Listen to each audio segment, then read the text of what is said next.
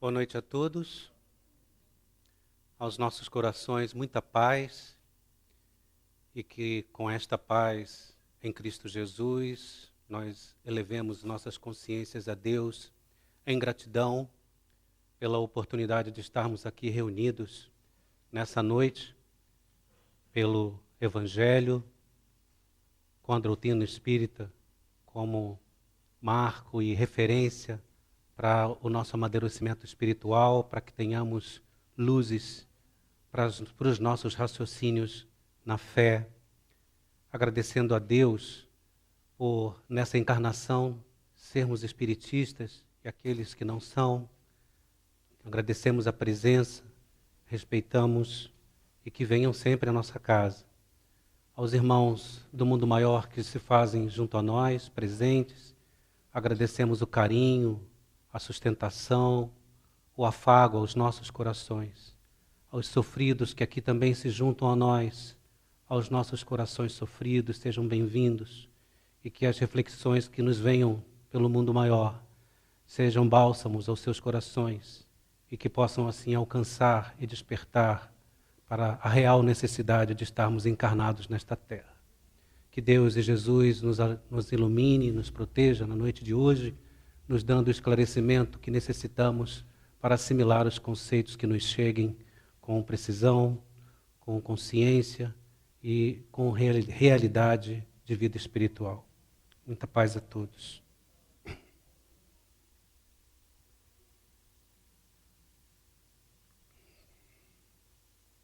Então, como Roberto nos leu, o nosso tema de hoje é pressentimentos.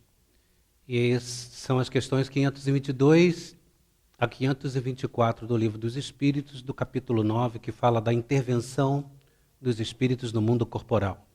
Então nós já vimos seguindo em várias semanas, tratando da relação direta que temos com os espíritos, né?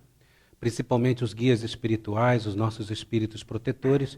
E esse capítulo, que vem à parte do capítulo que fala dos anjos guardiães, mostra como eles se fazem presentes a todo tempo, nos intuindo, trazendo sinalizações, trazendo advertências, avisos, né? E aí nós perguntaríamos, será que necessitaríamos disso, dessa ajuda frequente, desses avisos? Será que eu já não consigo, com a minha maturidade, perceber o que me é grave ou o que me é simplório na vida e tomar as minhas próprias decisões, sem essas intervenções, sem essas interferências, não é? Mas na questão 459, Kardec pergunta se os espíritos influem em nossas ações e em nossos pensamentos. E ele diz que muito mais do que nós cremos e que muito frequente para nós é a direção das nossas vidas por eles. Ou seja, eles estão a todo tempo interferindo, influenciando e estão dirigindo as nossas vidas. Às vezes isso soa um pouco como impotência, né? ou até como incapacidade. Vejam, nós estamos encarnados, mas tem alguém a todo tempo me paparicando, né? me empurrando, me protegendo, ou até me influenciando para decisões outras que não sejam ideais ou ligadas à lei de Deus, não é? Mas quando nós reencarnamos, e nós somos espíritos reencarnantes, criaturas que necessitamos estar passando aqui pela Terra reiteradamente, para que nesses choques magnéticos de nascer e remorrer, nós possamos despertar para as realidades da vida espiritual. Então, já é uma lei, estarmos migrando a todo tempo aqui na Terra, ou até em outros mundos similares à Terra, né? Alguns espíritos não reencarnam mais aqui, reencarnarão em mundos mais inferiores ao nível que a Terra já alcançou, graças ao nosso trabalho, né? Que nós estamos trabalhando a cada encarnação para que a Terra alcance estágios mais avançados de pureza, de evolução. Então, a encarnação para nós é lei, é uma necessidade. Kardec pergunta aos espíritos, na questão 132, nas questões 132 e 167 do Livro dos Espíritos, qual o objetivo da encarnação. E os espíritos respondem que o objetivo maior da encarnação é alcançarmos a perfeição. Para alguns de nós, a encarnação é uma expiação, sofrimento, quitação com a lei de Deus, por faltas outras do passado. Para outros de nós que estamos aqui na Terra e que voltamos aqui na Terra, é missão, espíritos mais avançados, né? Mas mesmo assim, mesmo para os que estão em missão, para aqueles que estão em missão e para aqueles de nós que estamos em expiação, temos que vivenciar as vicissitudes, as dificuldades do planeta e a relação com as perversidades da própria humanidade terrestre, né? Ou seja, com as tendências malévolas, com as tendências ao mal, com as tendências à mesquinhez e outras coisas mais que nós conhecemos, que é característico da humanidade terrestre. Então, essa luta, essa constância nessa luta é expiação para nós. E aí, isso vai nos favorecer nessas lutas, nesses embates, o alcance do progresso, da perfeição. Uma outra característica, uma outra situação que os espíritos respondem a Kardec nessa questão, é que a encarnação serve para nós, para nos tornarmos, a cada passagem pela Terra, capazes de suportar a nossa parte na criação. Ou seja, de contribuir na criação. Só que ele fala suportar, não é? Porque não é fácil estar aqui, não é fácil estarmos aqui. Então a gente vem, passamos pelas agruras do planeta e conscientemente, poucos de nós ainda, né? Nós damos a nossa parte, doamos o que podemos doar de bom para contribuir na obra excelsa do Criador. E aí somos partícipes, co-criadores. Então, mas quando reencarnamos, nós temos compromissos, nós temos dívidas e de encarnações passadas e assumimos projetos, propostas na encarnação. Espíritos medianos que somos, nós já conseguimos, antes de encarnar, com a assessoria dos nossos mentores, da equipe espiritual mais elevada, né, em termos evolutivos, de planejarmos o nosso projeto encarnatório. Ou seja, como será a nossa encarnação? O corpo que vamos vestir, a doença que vamos ter, o marido ou a mulher com os quais nos ligaremos, os filhos, o ambiente terrestre em que estaremos, o núcleo familiar, o estado, o país, a localização no mundo, né? Então tudo isso é planejado, o nosso nível intelectual que alcançaremos, né? Ou seja, tipo de profissão, e por aí vai. Planejamos tudo, a cor dos olhos, a cor do cabelo, tudo isso a gente planeja. Não adianta chegar aqui e ficar triste porque o cabelo não é o que quer, ou que o olho deveria ser mais bonito, ou que a face deveria ser mais arredondada ou mais triangular. Não adianta reclamar porque fomos nós que pedimos, nós que escolhemos. Então, quando olhar no espelho, agradeçamos a Deus o que temos, não é? Porque fomos nós que pedimos que essa estrutura pudesse ser vestida, pudesse ser utilizada por nós. E é bênção de Deus, cada um com a sua estrutura, com a sua equipagem orgânica, mediúnica, tudo, né? Então, e aí temos esses compromissos. E o projeto encarnatório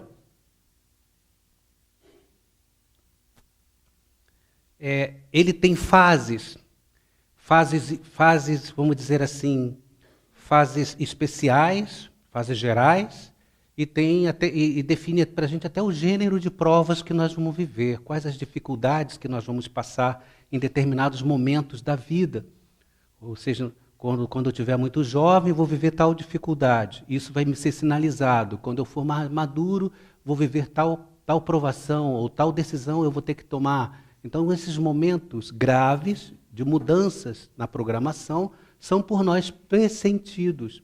Nós temos um pressentimento de como isso seria. Mas essas fases especiais e o gênero de prova que nós vamos viver, né?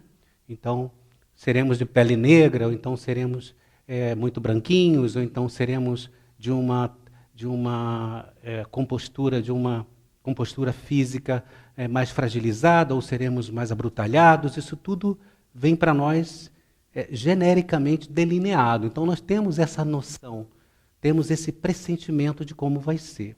E espíritos amigos se ligam a nós para nos dar esses avisos, esses inputs nos momentos em que nós necessitamos. E o pressentimento, ou seja, esse pré-sentir, ou seja, esse antecipar-se a um fato, a um sentimento, nos vem muitas vezes como advertências, como sinais, como os avisos, como se os espíritos que estão ao nosso redor gritassem conosco. Mas às vezes não conseguem nos acessar, e aí se utilizam dos recursos externos, de um amigo, de um livro, de um programa de televisão, de um outdoor, que chama a nossa atenção e a gente se liga e percebe, pressente o aviso, pressente o que está acontecendo ou a mudança que vai acontecer, né? Esses avisos, essas advertências, nesses momentos mais graves da vida, são por nós realmente percebidos. Às vezes nós é que não damos a atenção por que tomamos determinada decisão, mas geralmente nós nos sentimos muito seguros pela decisão que vamos tomar ou que tomamos. Temos essa segurança, temos uma sensação de bem-estar quando tomamos a decisão, mesmo que muitas pessoas estejam discordando de nós, ou a maioria, ou todos estejam discordando, e que só eu concorde, só eu me sinta bem em relação ao que eu tomei de decisão. Aquele é um pressentimento, aquela era realmente a decisão a ser tomada, a despeito do que os outros pensem, né? Se nós formos raciocinar aqui, muitos de nós já passamos por essas experiências na vida, né? Embora às vezes até a nossa razão dissesse, não é para fazer isso, mas o instinto ou até a intuição nos fazia tomar a decisão contrária ao que todos pensavam e até o que nossa razão dizia para não fazer, não é? Isso é um pressentimento. E tem a ajuda, tem a assessoria, tem o afago, tem o impulso dos nossos guias, dos nossos espíritos protetores. É muito comum, às vezes, a gente perceber isso na vida de relação, não é? Não só nos momentos graves, importantes, nas mudanças de programação do projeto encarnatório da nossa vida, mas nos momentos da vida cotidiana mesmo, né? Quando, na vida de relação, nós resolvemos escolher a quem nós vamos nos ligar, às vezes para toda a encarnação, ou às vezes convivemos com determinada pessoa 20 ou 30, ou às vezes 12, 15 anos e resolvemos desfazer aquela ligação e nos ligarmos a outra pessoa. E essa ligação a outra pessoa vem de súbito e com muita firmeza, com muita definição. Não, então aquele momento da minha vida já passou com aquela pessoa e eu agora preciso estar ligado, tenho o sentimento, tenho a sensação de que tenho um compromisso com aquela pessoa. E aí a gente se liga novamente, forma uma nova família e assim vamos vivendo os nossos compromissos encarnatórios.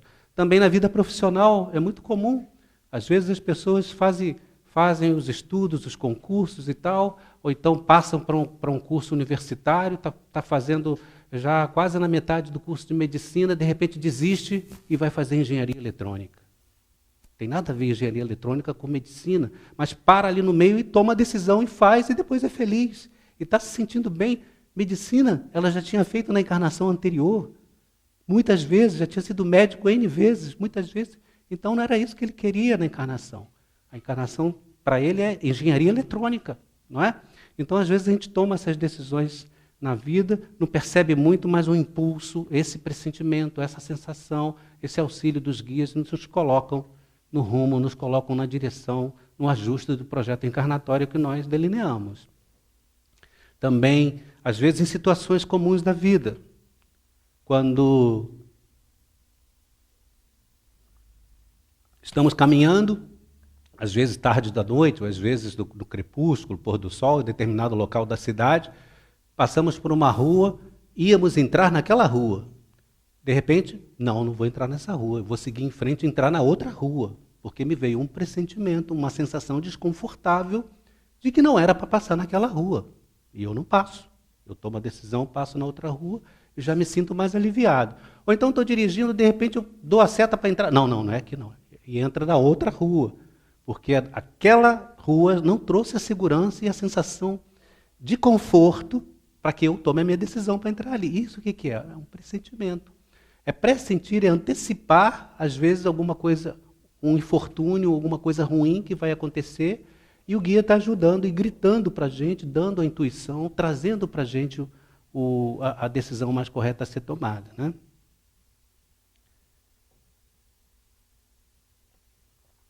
E aí nós buscamos nos evangelhos esses suportes, esses recursos assim de reflexão, para nós percebermos que isso não vem assim. Nós somos criaturas assim, temos ligação com o mundo espiritual, eles estão conosco a todo tempo, nos ajudando, nos impulsionando, né? Tem uma frase do livro dos Provérbios, que é muito interessante, que diz assim, quem dá atenção às advertências salutares, habitará entre os sábios. Então mostra aqui para a gente que é importante nós estarmos atentos ao que é sinalizado para nós. Como toca a buzininha da minha consciência? O que ela está me trazendo? Não é? Mas aí a gente tem que confrontar isso, balancear isso com a razão, com a inteligência, com o instinto, que nós vamos ver mais em seguida. Mas geralmente a buzininha da consciência, quando toca, é para o nosso bem. Então a gente toma a decisão naquele sentido, porque vai nos fazer bem. Quando toca a buzininha e a gente se sente bem em agir, em tomar a decisão, é porque é a decisão correta, é porque a intuição que chegou, o pressentimento que chegou, é para o meu bem, eu estou me sentindo bem. E então no Evangelho também, no Evangelho de Mateus, no capítulo 26, que fala da angústia suprema, a angústia de Jesus, mostrando que Jesus, ele era presciente de tudo que estava acontecendo enquanto estava encarnado entre nós, né? Jesus é presciente. Jesus é o Senhor das nossas vidas, guia dos nossos destinos, mestre da nossa humanidade, de outras humanidades também, né? Então, ele era presciente na encarnação dele junto a nós de tudo que acontecia com ele e que viria a acontecer. E nesse capítulo do 26 da angústia suprema mostra exatamente isso. Jesus pressentindo, prevendo, né? Já sentindo como seria o desencarne nele, a morte dele de cruz, ele chama os discípulos para irem a um local chamado Getsemane, que ele queria orar. E ele chama então Tiago e João, filhos de Zebedeu, e Pedro. Sobem os três com ele nessa região de Getsemane, ele está lá nos versículos 26, capítulo 26, versículos 36 a 44, né? Mas nós vamos falar mais especificamente do 39 e do 42. E aí quando ele chega lá, ele pede para eles que eles fiquem aqui, vocês, e vigiem. Vigiem que eu vou orar. Então Jesus se prostra de joelhos, com o rosto no chão, e ora a Deus e diz, Pai, se é possível, afasta de mim este cálice, mas que não se faça o que eu quero, e sim o que tu queres. Pai, se não é possível que esse cálice passe sem que eu o beba, faça-se a tua vontade. Então, além de percebermos que Jesus tinha consciência da vontade de Deus, ele sabia que ele ia morrer crucificado. E nesse pressentimento, nessa sensação, em viver já antecipadamente a sua morte de cruz, ele entra num processo de tristeza, de angústia, e roga a Deus que ele fosse poupado de passar por aquilo ali. Mas como ele sabia que ia ter que passar, ele pede que se faça a vontade de Deus. Não é? Ele não queria sofrer de novo, até porque não tinha necessidade nenhuma, já tinha sofrido há bilhões e bilhões de anos atrás as expiações dele, não tinha necessidade de expiar nada, né? Então, ele pede a Deus. Então, aí é um exemplo de presciência, de pressentimento, até de premonição, de ele prever já o que iria acontecer com ele. Ele tinha essa capacidade. E uma outra passagem interessante é de Paulo.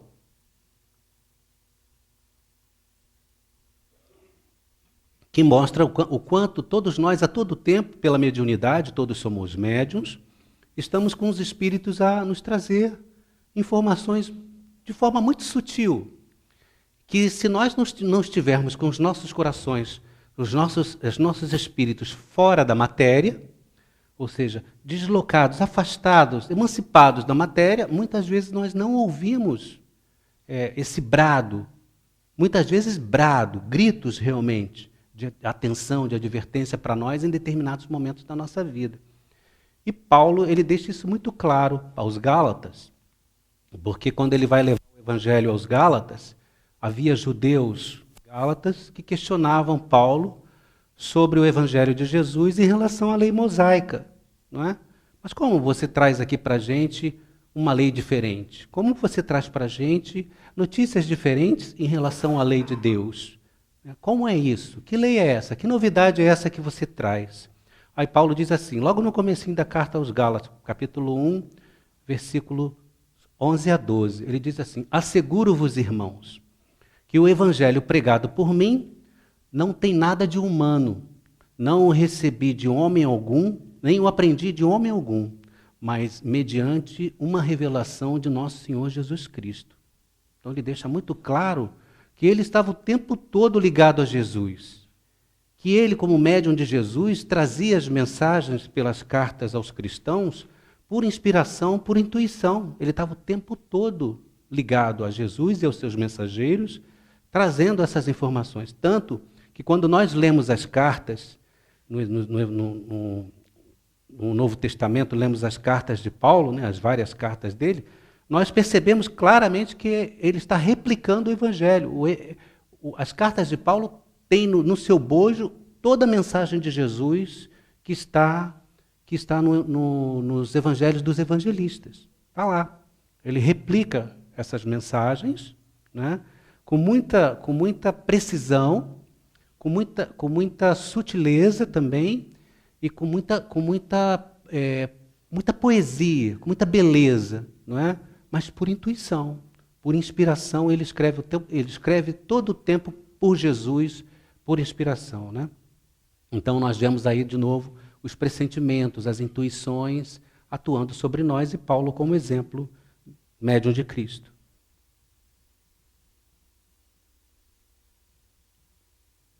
E o nosso objetivo então aqui hoje é exatamente esse, reconhecer os pressentimentos, ação dos Espíritos sobre nós, junto a nós, como conselhos e sentimentos que eles nos inspiram sempre para o nosso bem, para a nossa segurança, para o nosso progresso, para a nossa proteção.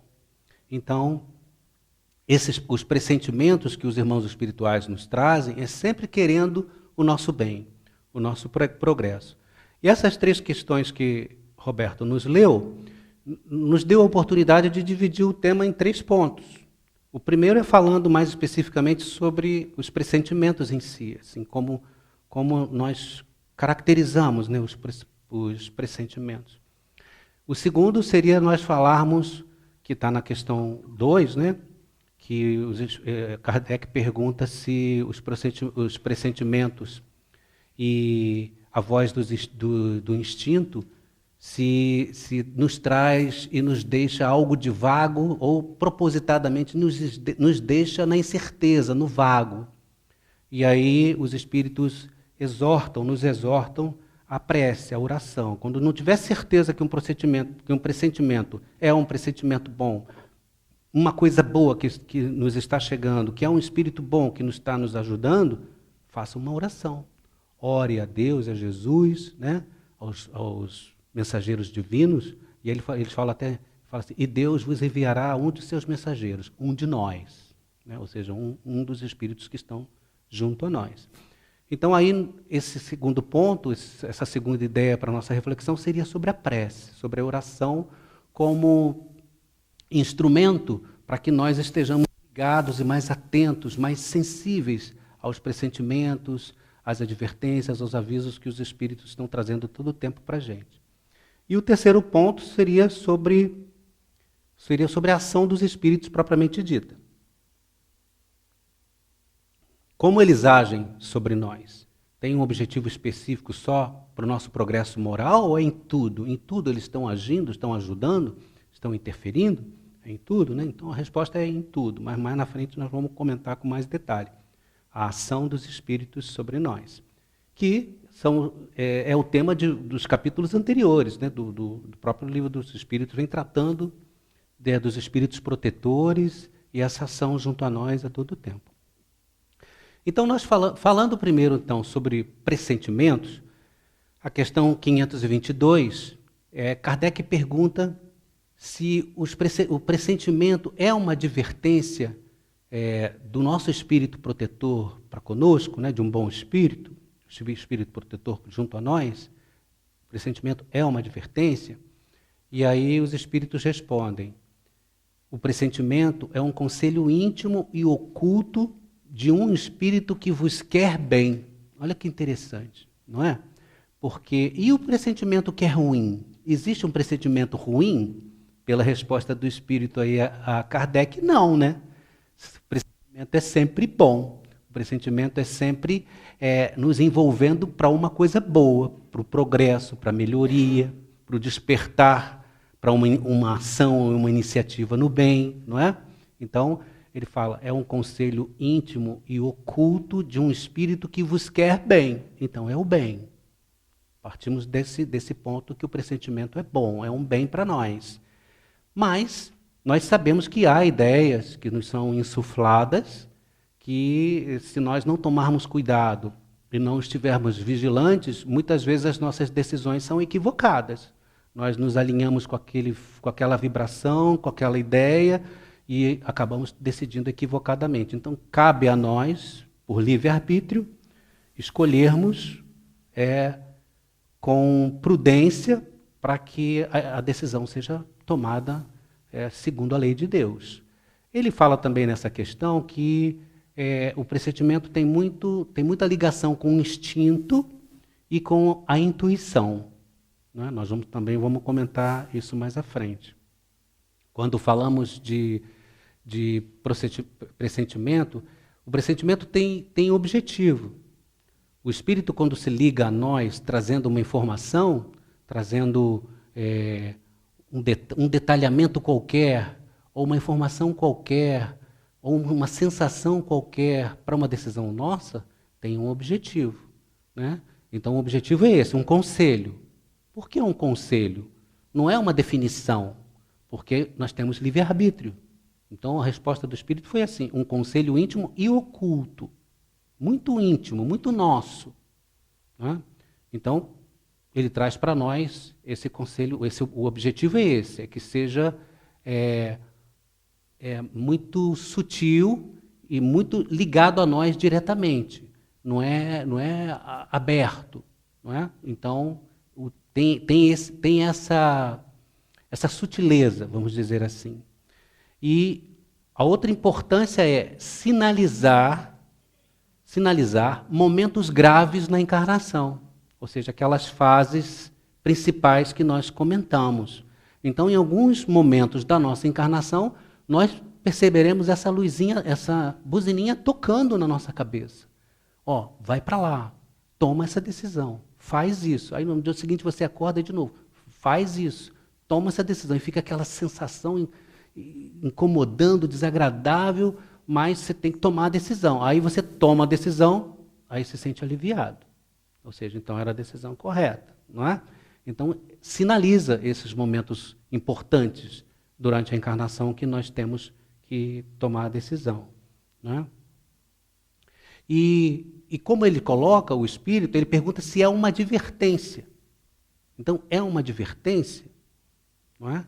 E a advertência, ela pode ser boa, como nós já colocamos, e pode ser difícil de ser seguida. Nós temos que analisar como nós vamos fazer.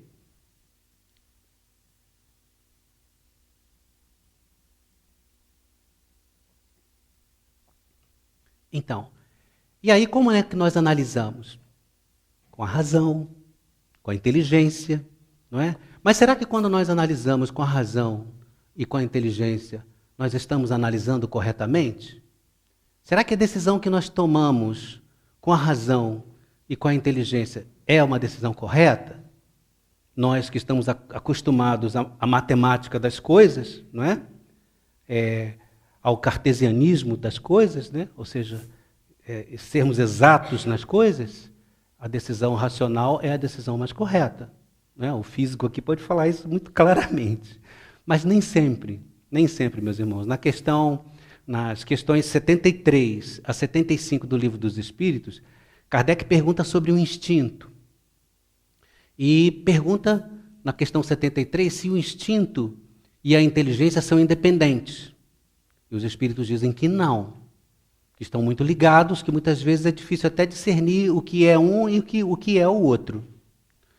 Depois, na questão 74, ele pergunta se há um limite de separação entre instinto e inteligência. E, mais uma vez, os Espíritos respondem que não, que eles estão misturados. Ora a gente está agindo por instinto, ora a gente está agindo com a razão e com a inteligência. Mas estão sempre os dois junto conosco. E que o instinto é a inteligência mais primeva, mais primitiva. E ele pergunta também, e quando a inteligência se desenvolve muito, ou então à medida que a inteligência se desenvolve, na questão 75, o instinto vai diminuindo e vai desaparecendo? Aí os Espíritos dizem, não. O instinto está sempre com a gente, independente do grau de intelectualidade que tenhamos. Não é? E coloca que o instinto é uma espécie de inteligência. E que muitas vezes que nós agimos por instinto, e o instinto tem muito a ver com a nossa proteção, com a sobrevida, com a sobrevivência, né? com a manutenção das estruturas físicas, fisiológicas. Então ele fala que todas as vezes que agimos por instinto, as decisões são corretas, são para o nosso bem, são para a nossa proteção. E que nós sabemos muito bem distinguir o que é instinto e o que é inteligência. Embora eles estejam misturados, a gente sabe quando uma ação é por instinto e a gente sabe quando uma ação é pela razão, pela inteligência. Não é? Então ele deixa, em relação ao pressentimento, um cuidado que nós temos que ter em relação à razão. Porque quando o pressentimento nos chega e nós passamos a analisar racionalmente, nós perdemos a noção intuitiva para tomar uma decisão correta em relação àquela sensação, àquele sentimento que chega. Porque se nós temos um pressentimento e começamos a pensar, a raciocinar em relação àquele pressentimento, aí vamos tomar a decisão correta. Nós vamos apagar o pressentimento que está chegando. Não seremos intuitivos para tomar as decisões. E aí acabaremos tomando a decisão racionalmente. E aí pode ser uma decisão equivocada e o pressentimento foi por água abaixo. O espírito ou quem esteve junto com a gente não conseguiu nos motivar para tomar a decisão correta.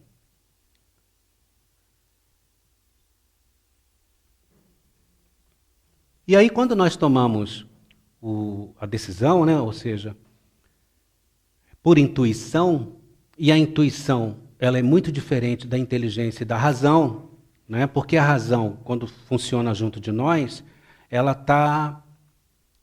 tem interferência do mundo exterior.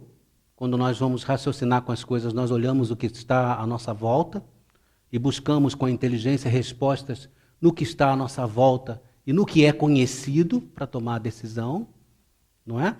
E aí nós temos influências do mundo exterior, influências da má educação que temos em relação a determinados conceitos, preceitos de vida, e também somos influenciados pelo orgulho e pelo egoísmo.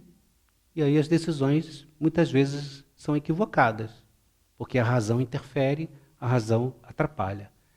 Em contrapartida, a intuição não é assim. Porque enquanto a inteligência e a razão nos liga ao mundo, a intuição nos liga ao divino, nos liga à fé, nos liga aos guias espirituais. Não conseguimos tomar decisões por intuição se estivermos presos ao mundo. Impossível. Porque estaremos raciocinando, estaremos racionais, estaremos buscando o entendimento pela inteligibilidade das coisas, sobre as coisas. Agora, se tomamos as decisões nos afastando de nós mesmos, do corpo físico e da matéria, buscando as inspirações divinas, aí sim nós temos a capacidade de nos ligarmos mentalmente, pelos pensamentos, aos irmãos do mundo maior, e essas informações nos chegam com mais sutileza, com mais precisão, e a gente consegue tomar a decisão. Né? Para falar de intuição, assim, para nós nos adentrarmos muito no conceito, porque isso é tema para vários estudos, né? Nós indicamos aqui o livro Mediunidade, de Edgar Armond, e o capítulo que fala sobre lucidez. Tem um tópico que ele fala só sobre intuição, muito, muito bom. Leon Denis, no livro Problema do Ser e do Destino, capítulo 23, que fala sobre pensamento. Final, as 2 últimas páginas do livro fala sobre intuição. É a página onde diz para frente, para mais longe, para mais alto, né? Com o pensamento. Essa frase dele está ali. Também nas questões 459 e 464 do Livro dos Espíritos, em que Kardec pergunta qual é o pensamento que nós devemos dar atenção. É o primeiro pensamento? É o pensamento que chega depois? Como saber que um pensamento é intuitivo, ou seja, me foi sugerido, ou é o meu pensamento? Os Espíritos falam que está tudo misturado, o nosso com os deles, e que isso é proposital. Porque se nós soubéssemos quais são os pensamentos deles a todo tempo, nós não tomaríamos as decisões. Não nos utilizaríamos do nosso livre-arbítrio. E aí ficaríamos dependentes deles a todo tempo, né? Então Deus fez com que isso ficasse misturado a todo tempo. Então nas questões 459 a 464, ele nos ensina, os Espíritos nos ensinam por Kardec a percebermos qual é o nosso pensamento e qual é o pensamento que nos é sugerido. Ele diz que o pensamento que nos é sugerido, lá na questão 465, geralmente é uma voz que está falando. Como se fosse uma vozinha falando com a gente o tempo todo. E o pensamento que é nosso, geralmente, é o primeiro pensamento. Está lá na questão 465 do Livro dos Espíritos. Então é muito interessante a gente ler e ter essa visão, esse entendimento de que estamos com eles e que os nossos e os deles, os pensamentos, estão todos misturados. E aí, continuando então, né? Falamos da razão, falamos da intuição, falamos das advertências, e aí tem um conceito que é muito confundido, que nós vemos muito na literatura espírita, nas literaturas sobre paranormalidade, metafísica, né? Metapsíquica, perdão, que fala da premonição. O que seria premonição? A premonição seria prever alguma coisa que vai acontecer. Mas isso é possível? Isso acontece? Né? No capítulo 8 do Livro dos Espíritos, que fala da emancipação da alma, nós temos que geralmente fala dos sonhos, do sono, quando o espírito, nós, espíritos, nos afastamos do corpo na noite de sono, né?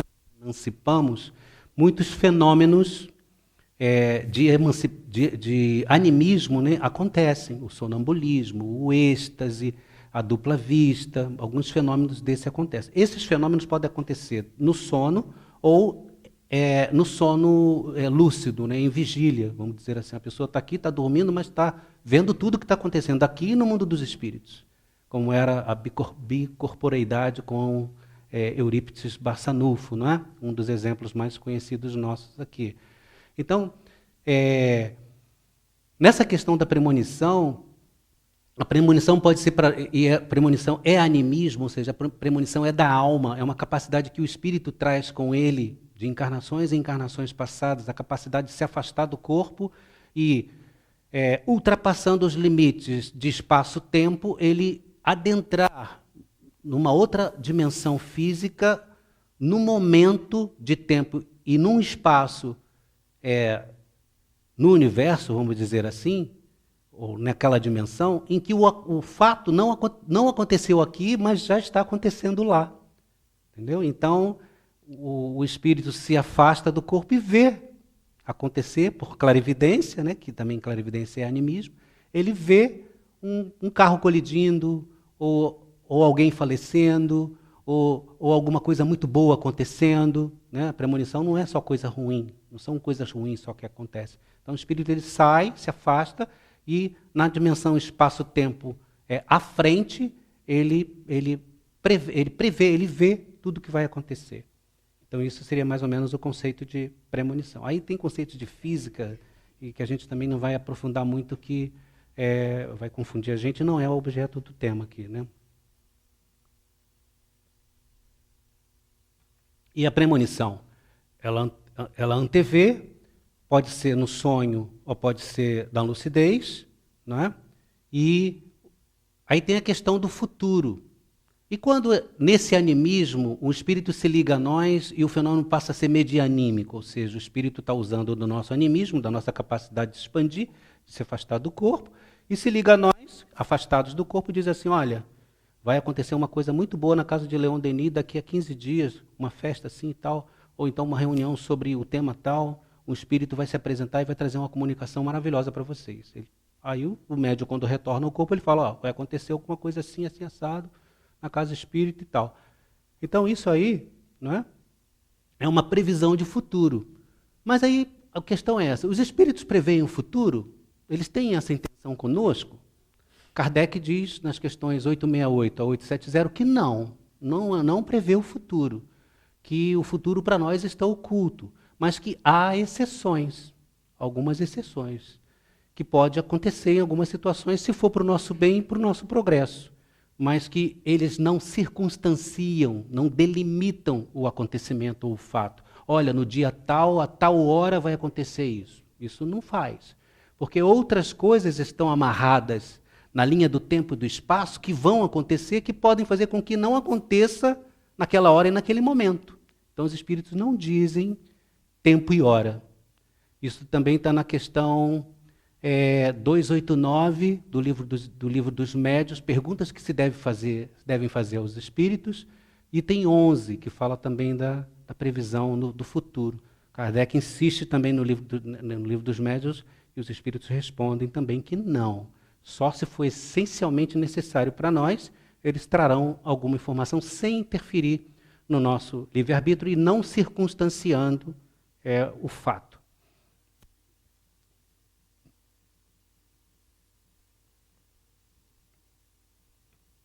E aí nós temos a questão 524, né? Nós temos 10 minutinhos, vamos ver se a gente consegue falar tudo. A questão 524, Kardec pergunta aos espíritos, se os pressentimentos e a voz do instinto que nós ouvimos, né, quando nós estamos tendo os pressentimentos, se eles quando tem alguma coisa de vago, ou seja, traz para mim uma incerteza, que está me deixando inseguro, que está me deixando desconfortável, se isso realmente é proposital, essa incerteza, quando existe, o que fazer quando eu fico na incerteza, quando eu fico no vago, não é? E aí os espíritos respondem assim, quando estiveres no vago ou na incerteza, evoca o teu bom espírito, ou o Senhor de todas as coisas, Deus, e Ele te enviará um dos seus mensageiros, um de nós. Ele é muito claro, um dos seus mensageiros, um de nós, os espíritos, que se aproximarão de nós para tornar aquela sensação, aquele pressentimento mais palpável, mais sensível a nós, que nós estamos tão materializados que às vezes as coisas passam e a gente não percebe. Estamos perdendo as oportunidades de ter essa ligação com Ele. Então ele nos incita, nos exorta à oração, à prece, como uma capacidade que nós temos de nos afastarmos do corpo, de nos percebermos mais em espírito e de nos ligarmos mais aos pressentimentos, às sensações que nos chegam por intuição, né? E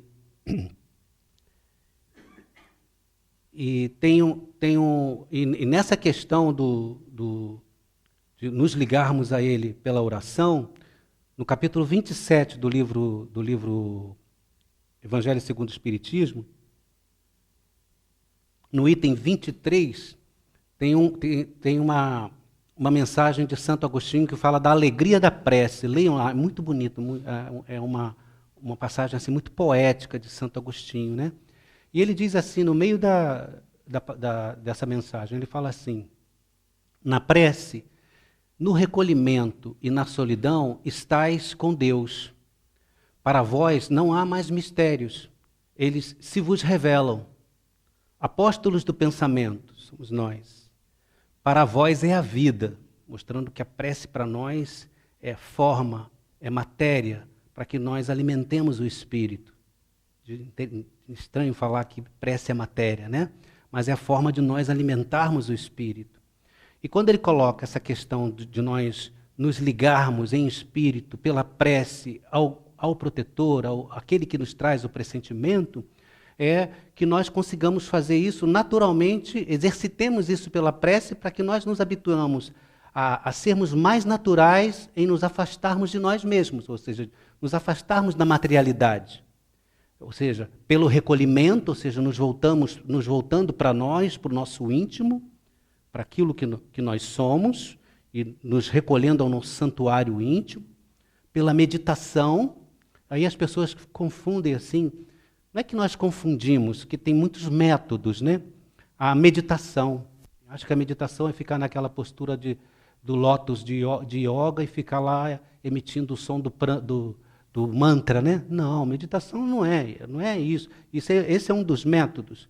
Mas a meditação é quando a gente para e percebe a beleza de uma flor.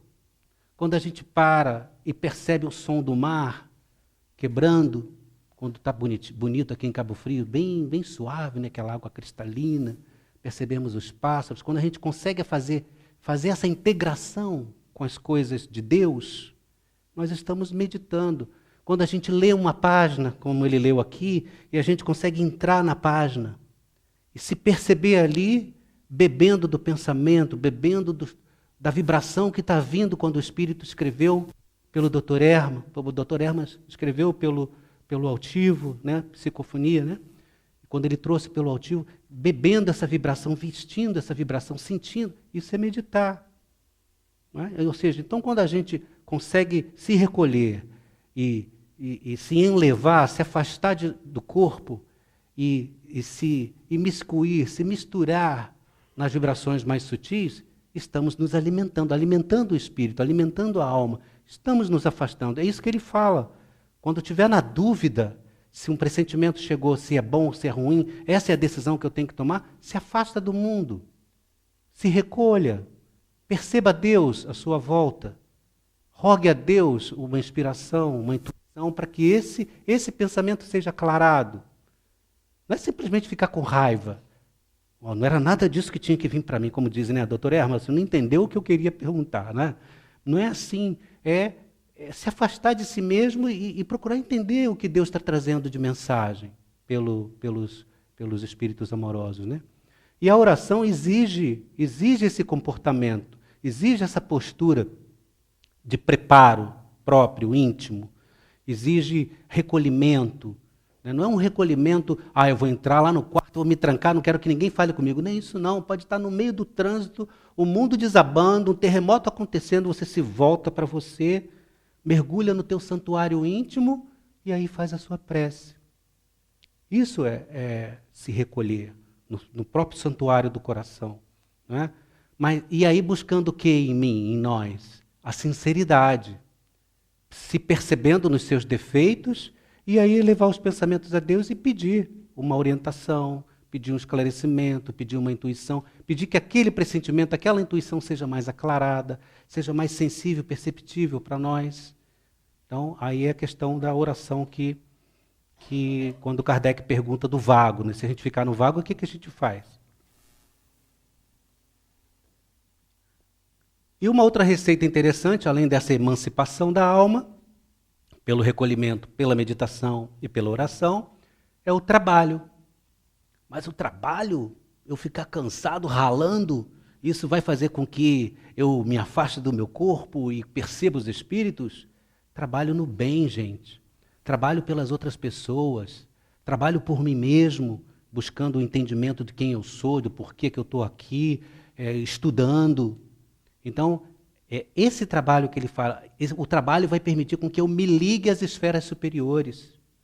Porque eu estou percebendo o irmão em humanidade junto de mim, estou trabalhando por ele, estou trabalhando por mim.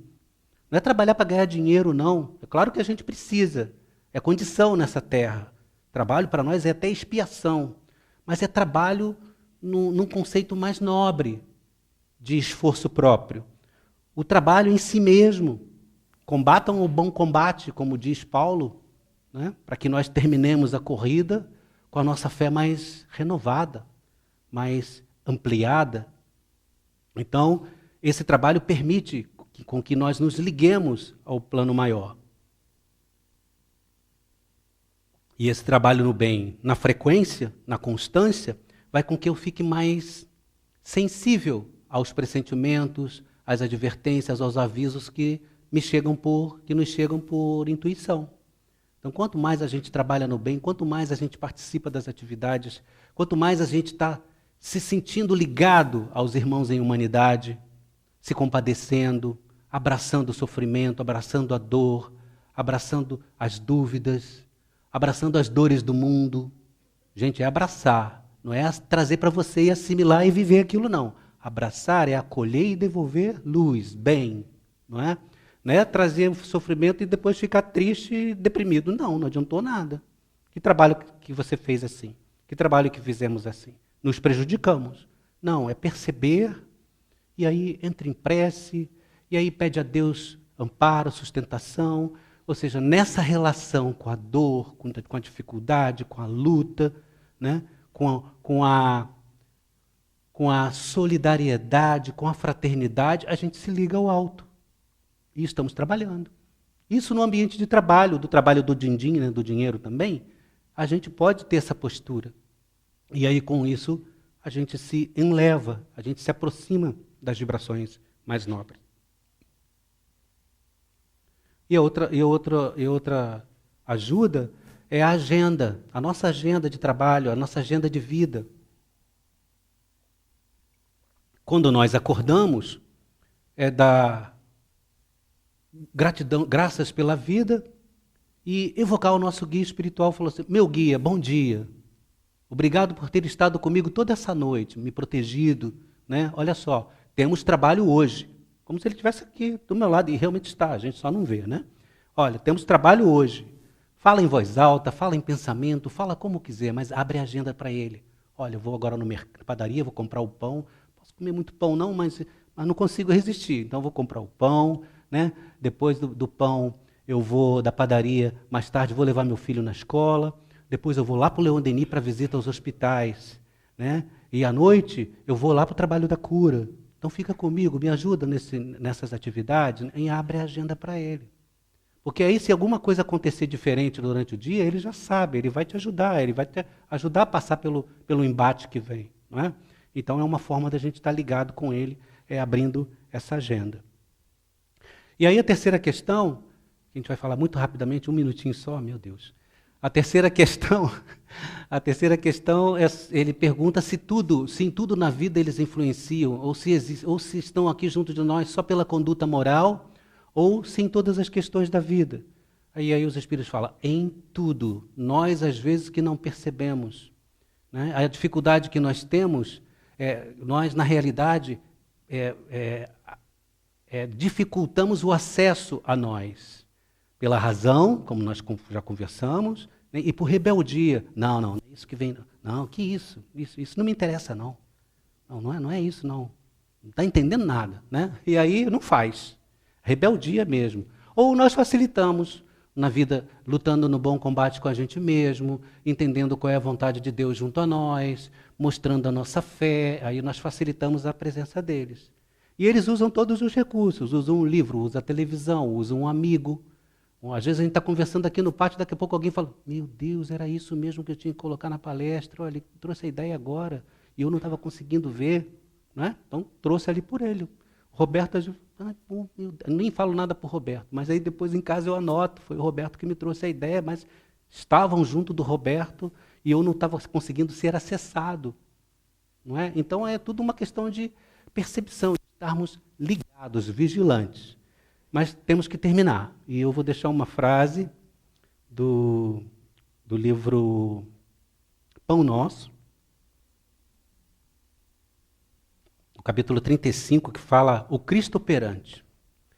Uma frase muito bonita, em que Emmanuel fala assim, cada aprendiz se esforça em criar no coração a atmosfera propícia às manifestações do Senhor e dos seus emissários divinos. Estuda, trabalha, serve, ajuda sempre em busca das esferas superiores. E sentirás o Cristo operante ao teu lado, em todas as relações de cada dia. Que Jesus Cristo abençoe, ilumine e proteja cada coração aqui presente e nos estimule sempre ao bem e a estarmos atentos, né, a essa vivência junto aos nossos irmãos espirituais. Muita paz, meus irmãos. Graças a Deus.